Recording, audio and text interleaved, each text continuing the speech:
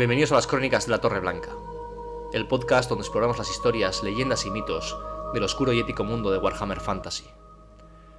Aquí desentrañaremos los relatos que han dado forma a este universo de guerra, magia y héroes condenados. Desde las grandes campañas del Imperio hasta los oscuros secretos del caos, cada episodio nos sumergirá en los rincones más profundos del viejo mundo. Así que afila tu espada, alza tu estandarte y prepárate para adentrarte en la historia como nunca antes. En esta primera crónica viajaremos hasta el principio de los tiempos, cuando el mundo era joven y aún estaba moldeándose bajo la influencia de poderosos seres. Hablaremos de las primeras eras, cuando los dioses y ancestrales le dieron forma a la creación, cuando las primeras razas despertaron y comenzaron su lucha por la supremacía. Pero donde hay luz también hay sombra, y pronto las primeras grandes guerras y cataclismos sacudieron los cimientos de la existencia. Así que prepárate, porque hoy desvelamos los secretos más antiguos del viejo mundo, aquellos que escribieron el destino de todo lo que vendría después. Antes de empezar con la cronología propiamente dicha, debemos comentar que tomaremos como referencia el año 1, que es el año en el que Sigmar fue coronado como primer emperador de la humanidad. Asimismo, he de señalar que esta primera crónica abarcará únicamente desde la Gran Edad del Hielo hasta el señalado año 1, en el que Sigmar es coronado.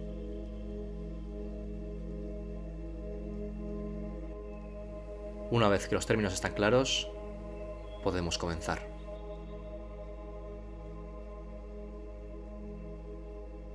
La primera marca en la cronología del mundo de Warhammer Fantasy es la conocida como la Gran Edad del Hielo.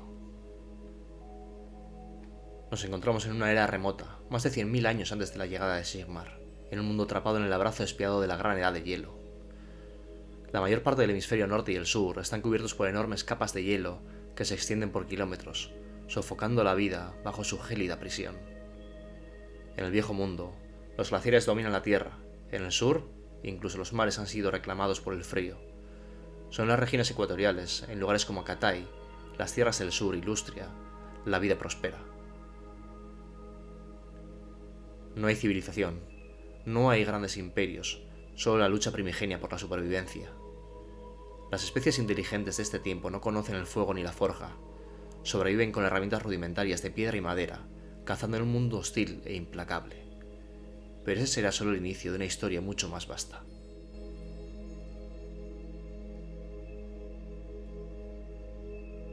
Pasaron las eras, y la Tierra dejó de ser un reino de hielo absoluto. 10.000 años antes de la coronación de Sigmar, surgieron los gigantes de la antigüedad, bestias colosales que dominaron la tierra y los cielos. Sagots de relámpago surcaban los páramos, Marnox de las cimas acechaban en las profundidades, leviatanes segmentados se deslizaban bajo los océanos primigenios, pero entre ellos, una raza destacó por su astucia y poder: los dragones. Sabios y elocuentes, los dragones prosperaron, extendiéndose por el mundo como los amos indiscutibles de la creación. No eran meros animales, sino seres con su propia cultura, ambiciones y disputas. Durante incontables siglos, estos titanes se enfrentaron en cruentas batallas por la supremacía, sacudiendo la tierra con cada choque de sus colosales cuerpos. Pero su reinado no sería eterno. Con el paso del tiempo, la temperatura del mundo aumentó, y muchos de los grandes dragones cayeron en letargo, durmiendo en lo más profundo de la tierra, esperando tiempos más propicios para despertar.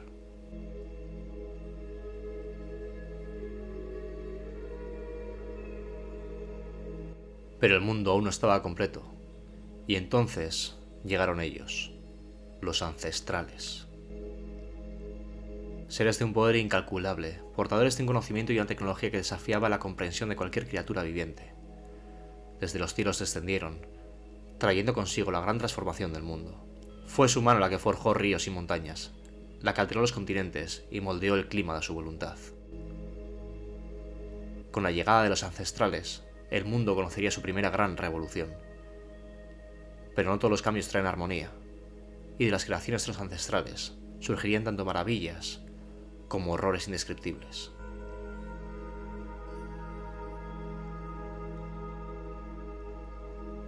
Y es que los ancestrales decretaron que el viejo mundo tuviese un papel central en sus inescrutables planes, y a tal efecto crearon puertas estelares en ambos polos para facilitar un acceso fácil a esta nueva colonia. Sin embargo, Antes de poder poner en práctica sus designios, los ancestrales tenían que remodelar el planeta para ajustarlo a sus necesidades.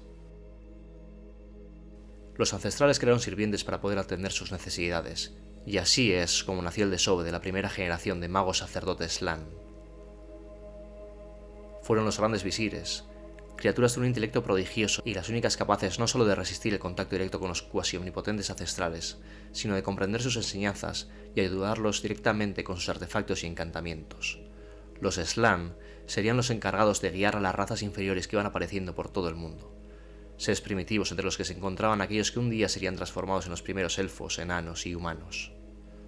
Los ancestrales demostraron ser lo bastante poderosos y visionarios como para crear nuevas formas de vida, incluso a partir de esos imperfectos materiales.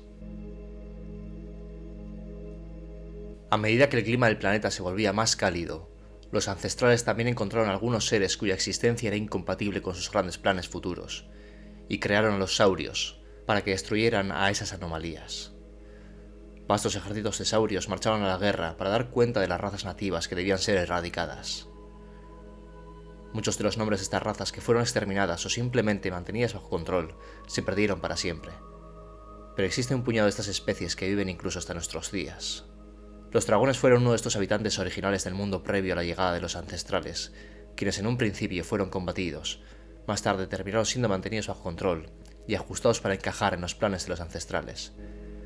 Los pieles verdes se estrellaron en el planeta en alguna clase de meteorito varios miles de años después de la llegada de los ancestrales. Fueron una molestia constante para ellos y sus planes, y aunque pudieron ser finalmente contenidos, fueron incapaces de exterminar por completo esta amenaza. Los ancestrales pasaban mucho tiempo viajando por el cosmos mediante los portales polares, por lo que crearon nuevas camadas de Slann para que ejecutaran sus planes. Así, mientras los saurios se encargaban de traer el orden al mundo en brutales campañas de destrucción, los Slann ponían en marcha proyectos de mayor envergadura, como establecer ciudades templo en la región selvática que un día sería Lustria. Los estizones operaban como técnicos y supervisores de estas obras, con el rol específico de dirigir a las bestias de carga para que transportasen los pesados materiales de construcción.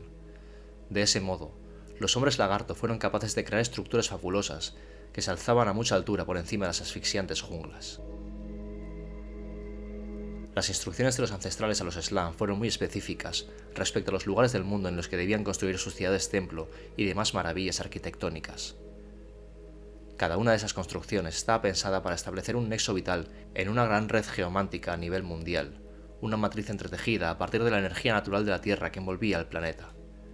Cada punto de dicha red estaba conectado al siguiente, de modo que los ancestrales podían canalizar aquella vasta reserva de energía y con ella manipular incontables artefactos y encantamientos de gran poder.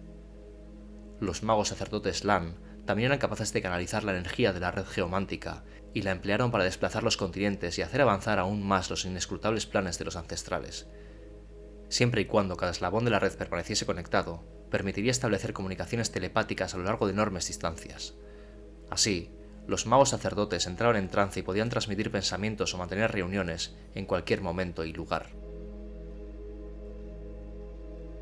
No obstante, no todo funcionaba bien en el mundo. En torno a los portales polares habían empezado a manifestarse signos preocupantes. Después de todo, dichos portales daban a otra dimensión y fue desde allí desde donde llegaron los problemas. En la locura sin fin de aquel reino sobrenatural que había al otro lado, multitud de criaturas infernales empezaron a agitarse, inteligencias malignas que acumulaban resentimiento por las constantes transgresiones de los ancestrales. Los ancestrales eran seres prácticamente omnipotentes, pese a lo cual se desconoce en qué momento concreto detectaron el desastre que se avecinaba, o si supieron calibrar su magnitud. Aun teniendo la capacidad de canalizar las energías que fluctuaban tras los portales al reino del caos, siempre les había costado mantener ese poder bajo control. Por tanto, no tardarían en verse obligados a combatir contra las fuerzas que llegaban desde aquella dimensión imposible.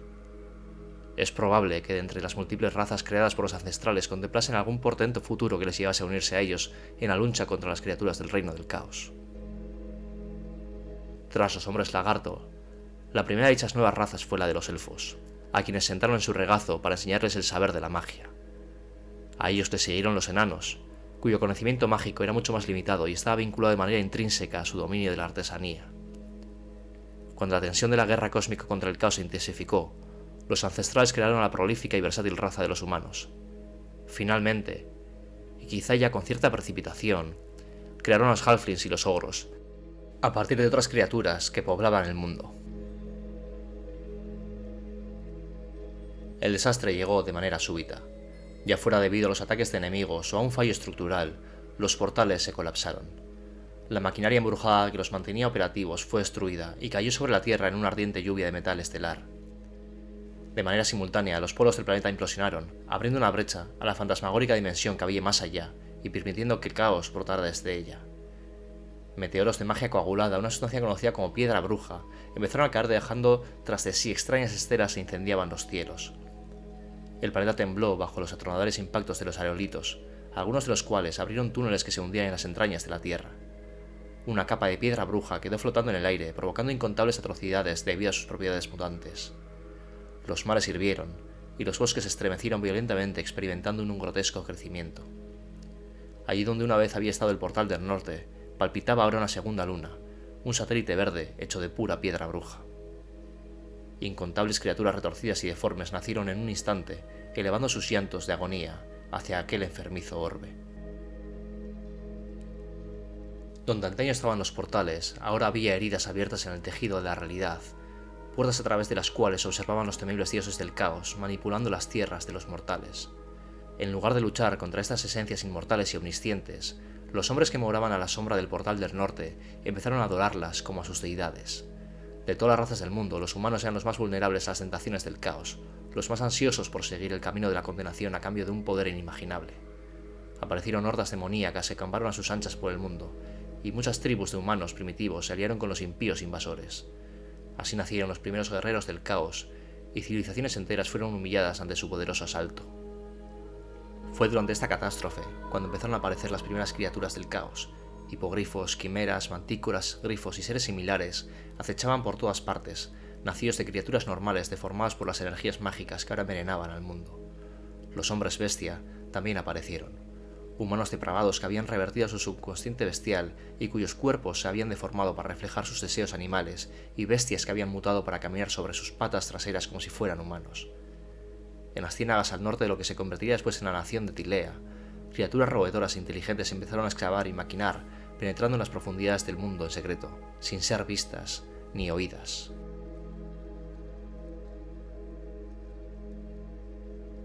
Con el colapso de sus portales, los ancestrales desaparecieron, sin que se sepa qué les ocurrió, y el desastre podría haber sido completo si los Slann no lo hubiesen evitado, sellando buena parte de la brecha abierta en la realidad. Aún así, el desgaste producido por aquel esfuerzo fue tan grande que la mitad de los Slann murieron ayudando a sus maestros. Sus cerebros terminaron fundidos por las energías del caos. Además, pese a tal sacrificio, solo fueron capaces de reducir la brecha, no de cerrarla ni de detener la marea de energía mágica que barría el planeta.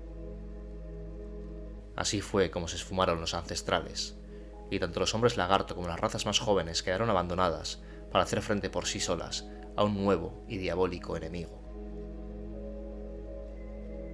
Fue entonces cuando los Slann fueron capaces de percibir que había otra de las razas en el mundo que trataba de detener la marea de energías del caos en el mundo. Eran los elfos en la isla continente de Ulthuan.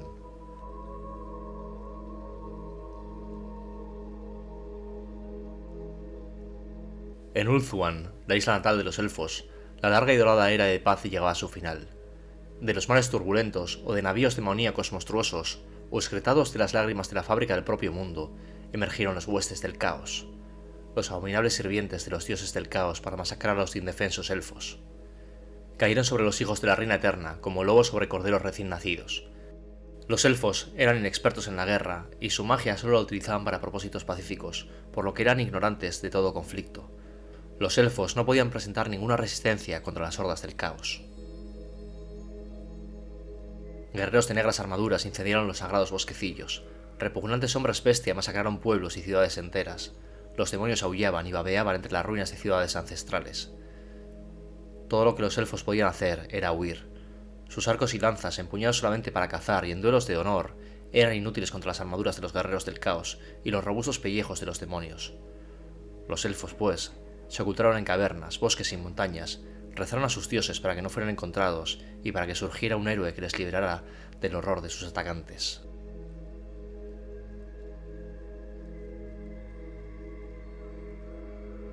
Del despiadado baño de sangre de esta era terrible surgió Ainarion, el más grande y trágico entre todos los héroes élficos, un paladín condenado, el primero, el más amado y el más maldecido de los reyes Fénix de Ulthuan. Lo cierto es que la figura de Aenarion es tan importante que deberíamos dedicarle un capítulo entero a su figura. Por lo tanto, en esta primera crónica solamente comentaremos aquellos detalles que tienen que ver con esta primera gran guerra contra el caos. Cuando las tierras élficas ardían y los dioses élficos parecían haberlos abandonado, Aenarion, un noble guerrero, viajó al templo de Asurian y se ofreció en sacrificio. Normalmente, cualquiera que intentara cruzar las llamas sagradas perecía, pero Aenarion emergió ileso y bendecido con un poder divino, convirtiéndose así en el primer rey Fénix. Con su nueva fuerza unificó a los elfos y lideró la resistencia contra las hordas del caos. Pero Aenarion no luchó solo. Entre sus aliados se encontraban los dragones, incluyendo al legendario dragón Indraugnir y los poderosos magos elfos. Su primera esposa, Astariel, la reina eterna, le dio hijos y fue su guía en los tiempos de guerra. Sin embargo, la batalla contra el caos parecía interminable y cuando su familia fue asesinada por los demonios, Aenarion se dejó consumir por la desesperación y la ira. En su sed de venganza, cometió el mayor sacrilegio. Viajó a la isla de los muertos y desenvainó la espada de Cain, la más terrible arma de los elfos, impregnada con el poder del dios de la sangre. Al hacerlo, selló su destino y el de su linaje. Su poder se multiplicó, pero a un terrible precio. Se volvió despiadado, cruel y violento, transformándose en una sombra del héroe que alguna vez fue. Con la espada de Cain en la mano, Aenarion desató una guerra brutal y lideró a los elfos en un asalto final contra el caos. Sin embargo, mientras su sed de sangre crecía, sus seguidores comenzaron a dividirse. Fue en esta época cuando Malekith, su hijo con su segunda esposa Morathi, nació y fue criado en la oscuridad de Nagarythe. Finalmente, Caledor, el gran archimago, convenció a Aenarion de que la única forma de vencer al caos era completando el Gran Vórtice, un hechizo colosal diseñado para drenar la energía del caos del mundo. Los Slann intervinieron secretamente con el ritual, revitalizaron las energías mágicas de los hechiceros, estabilizaron el vórtice y reforzaron los encantamientos protectores ideados por los elfos. De esta forma, en un esfuerzo conjunto, la marea del caos fue incontenida en el mundo. Aenarion protegía a los magos mientras realizaba el ritual, pero tras la victoria, supo que su destino estaba sellado. Gravemente herido y con la espada de Cain corrompiéndolo, llevó el arma maldita de regreso a su altar y la devolvió, aunque el daño ya estaba hecho. Aenarion murió poco después, junto a su fiel dragón Indraugnir, quien lo llevó a la isla de los muertos antes de sucumbir a sus heridas. Muchos son los sacrificios que se dan en esta primera guerra contra el caos, como por ejemplo la del cacique Croak, que con su magia es capaz de romper el cerco de Itza. Su cuerpo fallecerá, pero su alma permanece por pura fuerza de voluntad y derrota a los demonios con un gran hechizo final. Su cuerpo es momificado y preservado hasta el día de hoy por los chamanes Slithon. Sea como fuere, finalmente el bien vence y el caos es derrotado, dando así paso a un segundo florecimiento de las razas menores, como la de los elfos o los enanos. Fueron los elfos quienes en este nuevo tiempo de paz abrieron sus fronteras y dejando atrás las costas de su isla natal Ulthuan, se dedicaron a explorar el mundo. Y es que tras la muerte de Aenarion, el destino de los elfos quedó en manos de un nuevo liderazgo.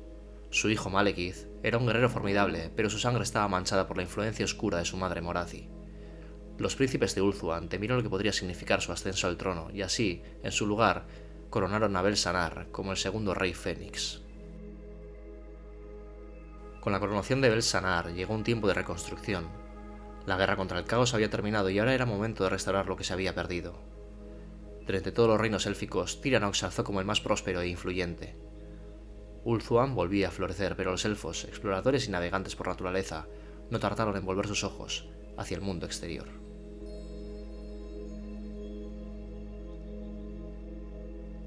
«4.419 años antes de la coronación de Sigmar, los elfos realizaron sus primeros desembarcos en Lustria, atravesaron el gran océano y llegaron a Pagwax, una de las ciudades templo de los hombres lagarto. Pero su expedición terminó en desastre. Desconociendo los peligros de la jungla y la devoción de los hombres lagarto a los ancestrales, fueron capturados y sacrificados sin piedad. Fue una advertencia que muchos no escucharon y con los siglos, las expediciones élficas a Lustria continuarían, con distintos destinos y propósitos. Mientras los elfos navegan hacia el Nuevo Mundo, otra raza miraba más allá de sus fronteras. 4300 años antes de la coronación de Sigmar, los enanos más aventureros comenzaron a explorar las inhóspitas regiones al noreste de las montañas del fin del mundo. Allí, en una vasta meseta cubierta de cráneos y ceniza, fundaron Thor Uzkul, la tierra del gran cráneo. Sin saberlo, se adentraban en un lugar donde su destino tomaría un giro oscuro y trágico en los siglos venideros.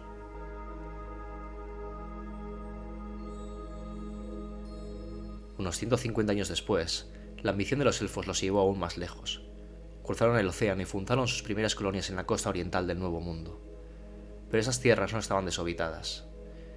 Entre las muchas amenazas que acechaban a los colonos, se encontraba el caudillo orco Gritok Colmillo Rojo. Sin embargo, fue Malekith quien lideró a los elfos a la victoria, derrotando a Gritok y salvando la ciudad de Azel Toralien. Aunque no fue elegido Rey Fénix, Malekith seguía siendo un héroe para muchos. 5 décadas más tarde, los elfos pusieron pie en tierras que los humanos, en el futuro, llamarían el Viejo Mundo. Fue aquí donde Malekith encontró un aliado inesperado, el gran rey enano Snorri Barbablanca. Juntos, enanos y elfos, se enfrentaron a los remanentes del caos, expulsándolos de estas tierras. En tiempos de paz, floreció el comercio entre ambas civilizaciones. Las colonias élficas crecieron en riqueza y poder, y los enanos construyeron fortalezas que aún hoy desafían el paso del tiempo. Así se forjaron las primeras alianzas y se escribieron los primeros capítulos de la historia del Viejo Mundo. Pero esta amistad entre enanos y elfos, que parecía inquebrantable, algún día se vería puesta a prueba, con consecuencias devastadoras. Pero esa es una historia para otro día.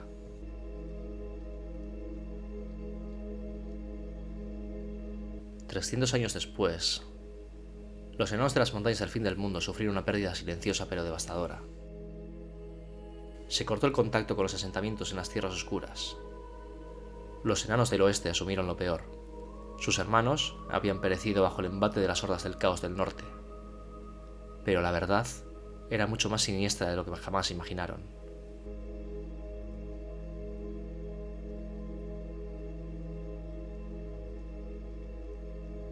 Más al sur, la alianza entre elfos y enanos se mantenía fuerte.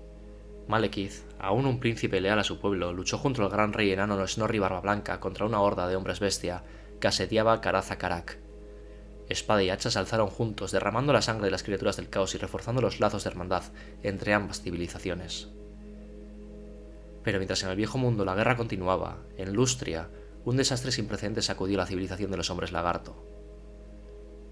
En el año menos 3894, la ciudad templo de Chupayotl se deslizó bajo las olas tras un gigantesco cataclismo tectónico.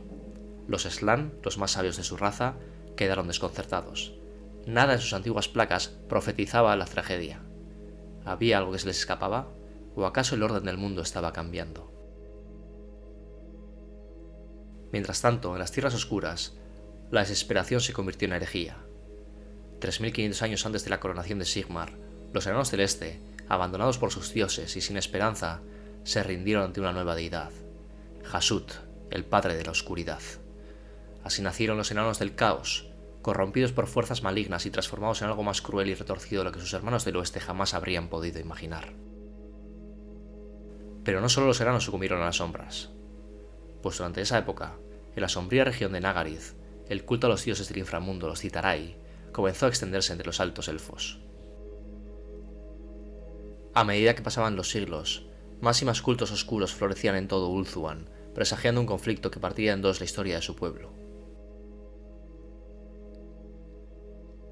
Casi 800 años después del primer cataclismo, en lo profundo de los templos de Lustria, un evento desconcertante tuvo lugar. El cacique Extelp, un poderoso líder de los hombres lagarto, comenzó a sufrir episodios de amnesia. La mente de un ser tan antiguo y sabio debilitándose sin razón aparente. ¿Era acaso una señal de los ancestrales? ¿O algo mucho más oscuro acechaba en las sombras? Pero incluso en tiempos inciertos aún había lugar para la diplomacia y la esperanza. En el año 2839 antes de la coronación de Sigmar, el rey Fénix Belsanar visitó la majestuosa ciudad de Karaza-Karak.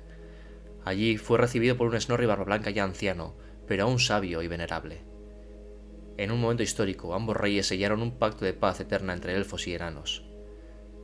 Para fortalecer aún más este lazo, Malekith fue nombrado embajador entre los enanos. El destino parecía encaminado hacia una era de cooperación y prosperidad.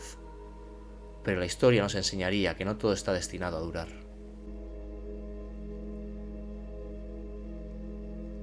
Durante estos años de paz y prosperidad, Malekith inicia un largo periodo de viajes por todo el mundo en busca de artefactos mágicos de los días antiguos.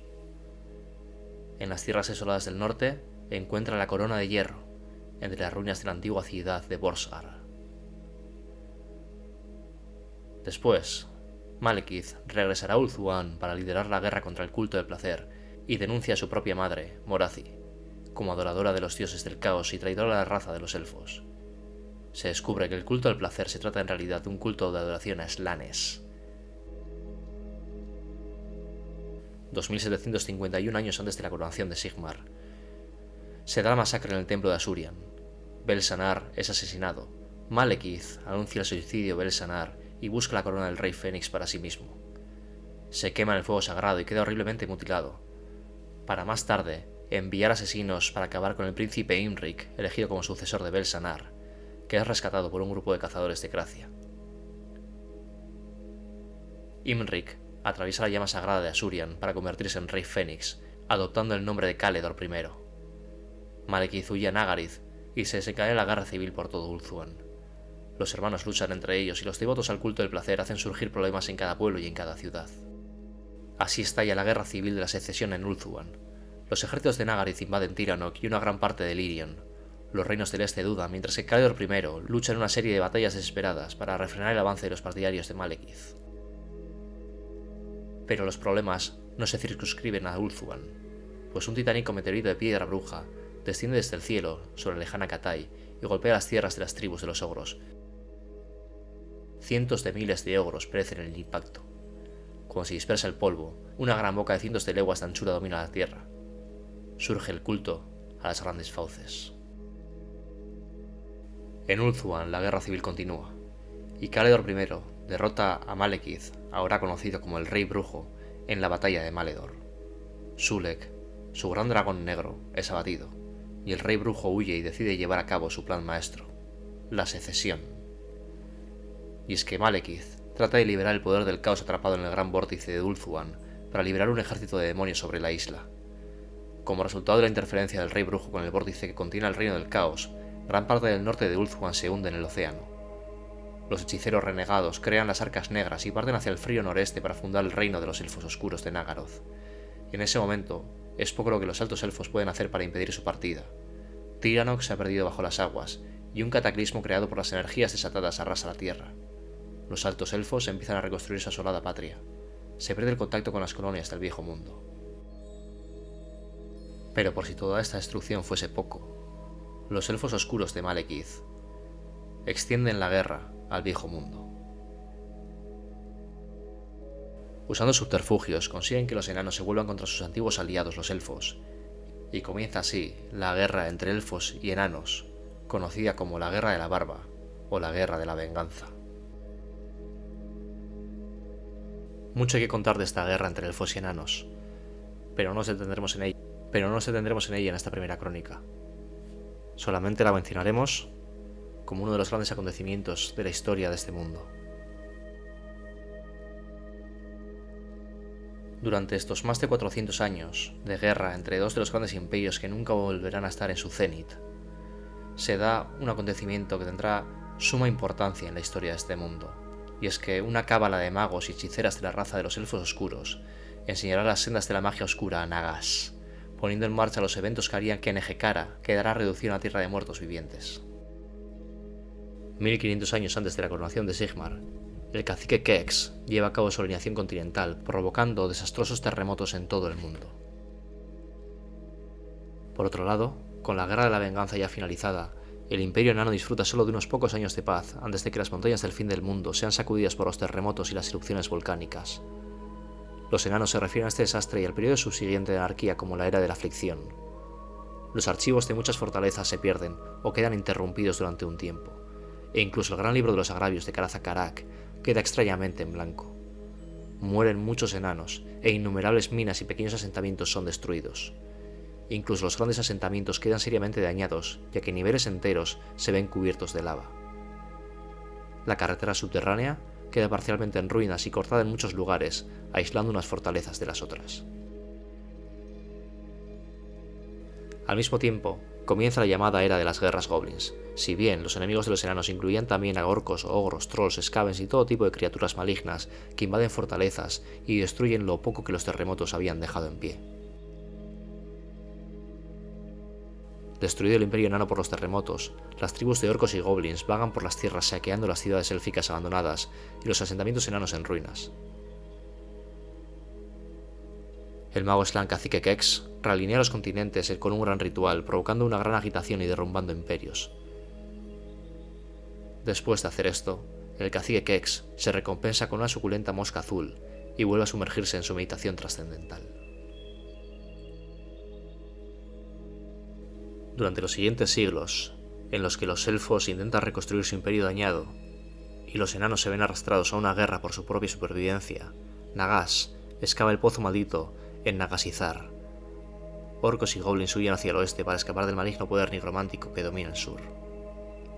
Y solamente 50 años después, los reyes funerarios de Nejecara se despiertan prematuramente de su sueño eterno. Y solo 70 años después, que son capaces de exterminar a una horda de hombres lagarto que invade su tierra.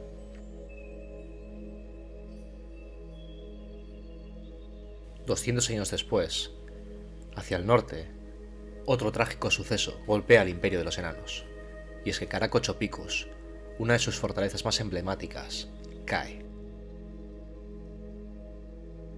Pero aunque los enemigos que amenazan al imperio enano son cada vez más numerosos, no todos son malas noticias, pues los humanos, un potencial aliado, ha empezado a asentarse en las tierras cercanas al imperio enano. Y será precisamente un líder de esta raza, Sigmar, el hijo del jefe de la tribu de los Umberogens, quien salvará al rey Kurgan Barbahierro de ser capturado por los orcos. En agradecimiento por su rescate, el rey enano le da a Sigmar el martillo rúnico Galmaraz, una antigua herencia de su clan. Años después, Sigmar Heldehammer es proclamado nuevo jefe de los Umberogens tras la muerte de su padre. Y siendo ya caudillo, se produce la primera batalla del Paso del Fuego Negro. Esta batalla es el punto culminante de una larga campaña emprendida por los enanos y Sigmar. Los Pieles Verdes son gradualmente expulsados de las tierras al oeste de las montañas del fin del mundo, y muchos orcos y goblins son muertos o huyen hacia las montañas. En la batalla del Paso del Fuego Negro, un enorme ejército orco es destruido por las fuerzas combinadas de Sigmar y Kurgan Barbahierro, acabando con la dominación de estas tierras por los orcos. Así, unificando las tribus humanas al este de las montañas grises, Sigmar es coronado primer emperador del imperio, unificado por el sumo sacerdote de Ulrich. Y es que la creación del imperio humano abre una nueva era para los enanos. Muchos miembros de esta raza viajan hacia el imperio para ayudar a los humanos a construir sus primeras ciudades. Los arquitectos, carpinteros y herreros enanos son necesarios en grandes cantidades, y el trabajo de los enanos es admirado en todas partes. Al ir creciendo el imperio, los enanos y los hombres establecen valiosos contactos comerciales y la prosperidad vuelve una vez más a los reinos de los enanos.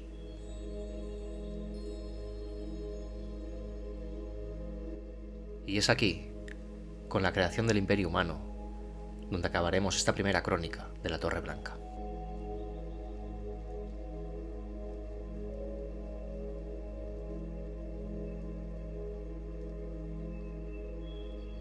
Pues esta ha sido la primera crónica de la Torre Blanca.